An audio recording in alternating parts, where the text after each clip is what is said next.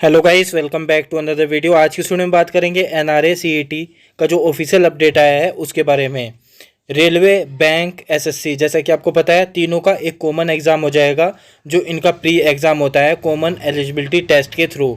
तो इसका जो लेटेस्ट अपडेट आया है उसके बारे में देखेंगे, ये कब से लागू होगा और ये एग्ज़ाम कितने लैंग्वेज में होगा और कहाँ पे आपका सेंटर लगेगा, इससे रिलेटेड अपडेट आया है। तो इसके बारे में देख लेते हैं। तो चलिए स्टार्ट करते हैं। अगर आप चैनल पर फर्स्ट टाइम हो तो आप इसे सब्सक्राइब कर सकते हो। जितने भी गवर्नमेंट जॉब से रिलेटेड अपडेट है आपको मिलने लगेगी, चाहे वो एसएससी का हो, बैंकिंग का हो, या फिर रेलवे का हो, या फिर स्टेट एग्ज़ाम का हो।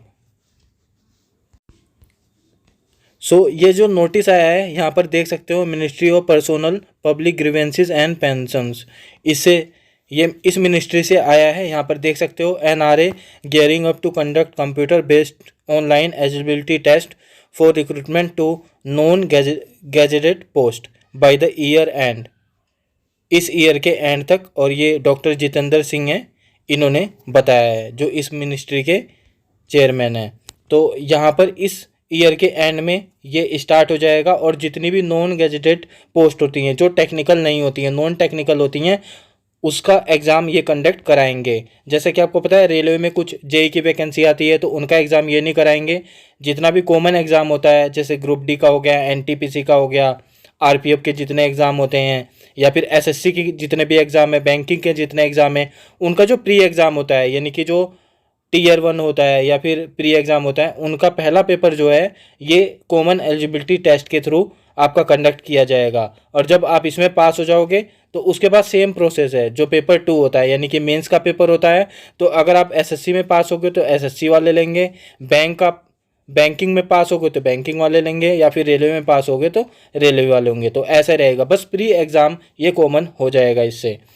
तो यहाँ पर देख सकते हो, ये हमारे यूनियन मिनिस्टर हैं डॉक्टर जितेंद्र सिंह, इन्होंने कहा है, whole of government concept introduced by prime minister Modi, the minister chairs the joint meeting of all the 6 autonomous body of DOPT.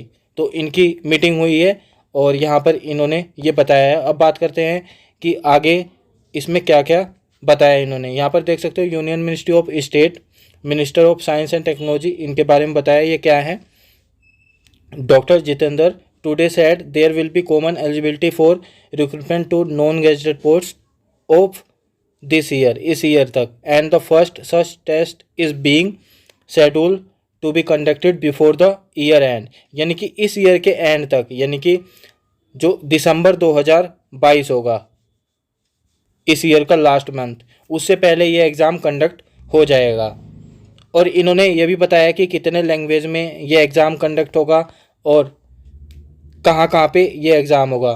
तो यहाँ पर देख सकते हो, initially there will be conducted in 12 language including Hindi, English, and will later on add all the language mentioned in the 8th schedule of constitution, the minister added, यानी कि सबसे पहले आपका 12 लैंग्वेज में ये एग्ज़ाम होगा, जिसमें हिंदी और इंग्लिश भी रहेगा। इसके अलावा जो और लैंग्वेज हैं, जो 8th शेड्यूल में लैंग्वेज है, उनमें और जो बाकी 10 लैंग्वेज है उनमें भी एग्ज़ाम होगा। और बाद में जितना भी 8th शेड्यूल में लैंग्वेज होती है, आई थिंक 22 लैंग्वेज है, तो उन सब में भी ये एग्ज़ाम कंडक्ट होने लगेगा।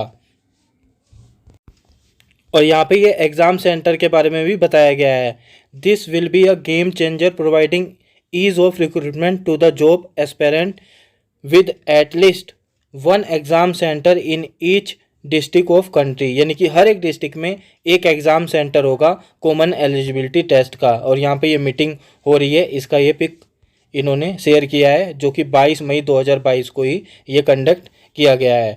तो इसका अपडेट आ गया है, इस महीने, इस ईयर के एंड तक इसका कॉमन एलिजिबिलिटी टेस्ट का जो टेस्ट है ये हो जाएगा।